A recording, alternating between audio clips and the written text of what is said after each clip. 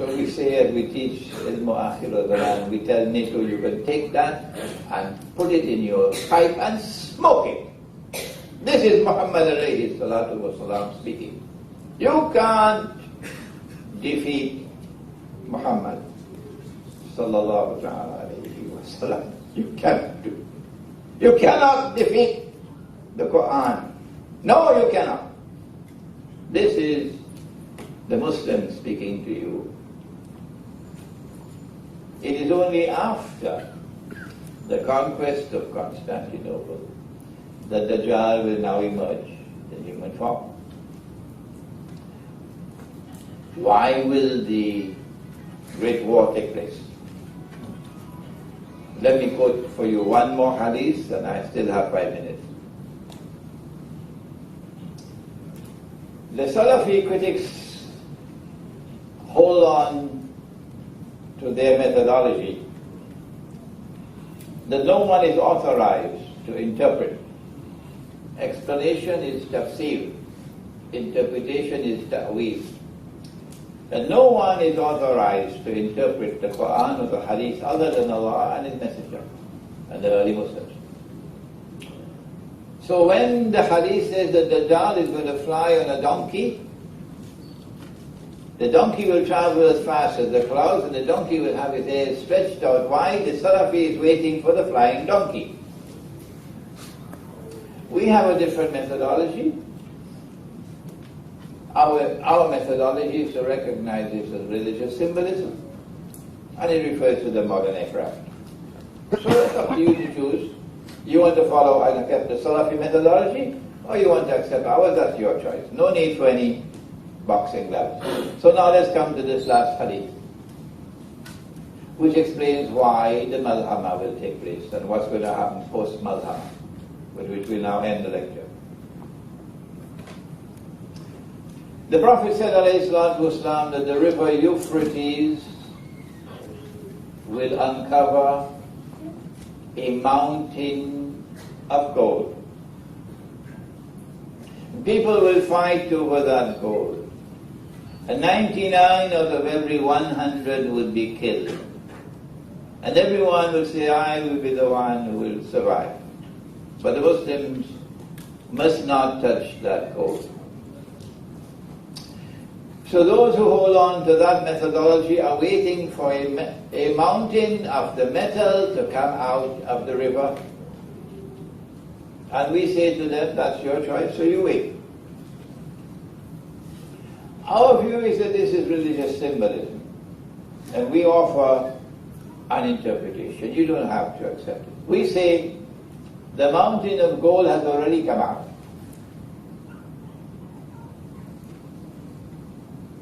There's something underneath the river, which is destined one day to function as gold.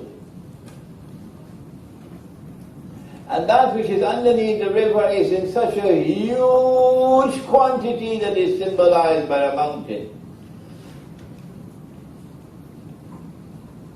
And we say it's black gold, it's oil. When did oil begin to function as gold? If you study monetary economics, you would know that when they met at Bretton Woods in 1944, and then the International Monetary Fund was created in 1945, it gave to one currency, the US dollar, redeemability in gold at $35 an ounce. And all the rest of the paper money in the world had to bow and submit to His Majesty the US dollar, including the Ummah of Muhammad alayhi salatu wasalam. The US is not supposed to print more paper than they have gold, because they got to redeem at $35 an ounce. So then came the Vietnam War, which could be used as an excuse to print more and more paper to finance the war. It was a scam. The Vietnam War was a scam to destroy the integrity of the monetary system, whatever integrity it had. And the French saw through it. Charles de Gaulle saw to it, and he denounced the unjust and oppressive monetary system. And he kept on demanding for his US dollars to be redeemed in gold, and the US didn't like it at all. And so they got rid of Charles de Gaulle. But even after he was no longer president, and even after he died, the French continued what no Muslim country did. The French, except for a brief moment, Ahmad Sukarno, may Allah have mercy on his soul. The French continued with their attack on the system until September 1971, when the US said enough is enough, and they scrapped it. We gave our word, but we don't have to keep our word. And so the US dollar is in no man's land from 71 to 73. But the Mufti who is giving fatwa doesn't know about this.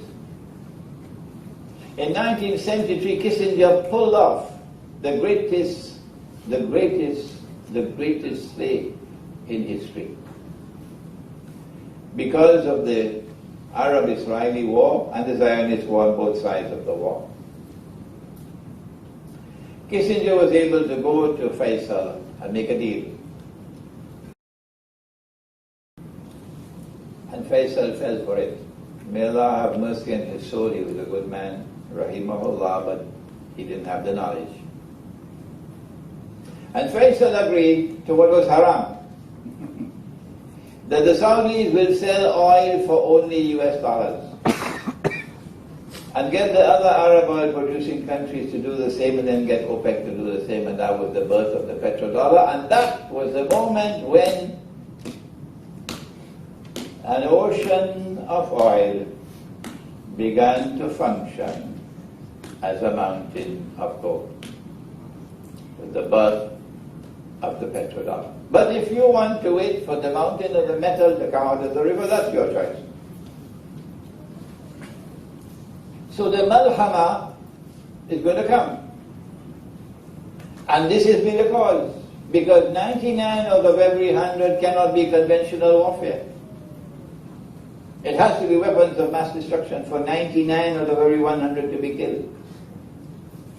So the malhama is going to be waged for protecting the monetary system, the petrodollar monetary system. Who is challenging it today? Russia. Russia is the leading power in BRICS.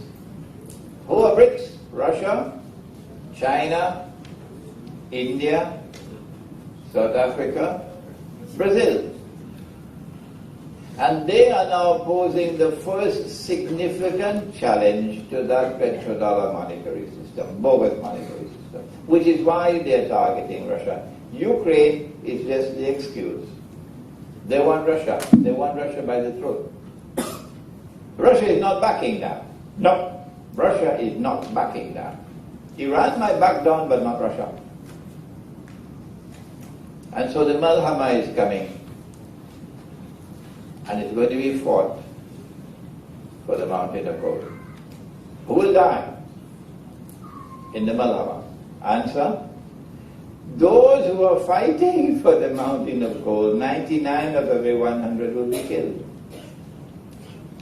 Those who stay out of it, they don't touch that gold, they're not going to be killed. So I take no joy in saying that I expect that North America would not be livable after that. Goodbye to the United States, goodbye to Canada. It's no source of joy to me.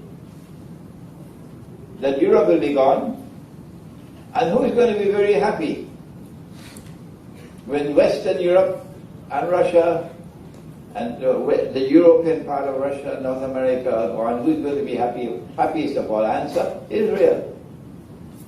That's fine. Because in a post-Malhama world, Israel will still remain a commanding military power, and Israel will have control of money. I have taken an hour of your time, and I've compacted a lot of material into this small time frame. I hope I've not confused you, but I do hope I've succeeded in whetting your appetite. To go back now to the Quran and be faithful to the Quran and study the Quran as it ought to be studied. And go back now to Nabi Muhammad alayhi salatu wasalam. Don't forsake him. and study the hadith as it ought to be studied with proper methodology.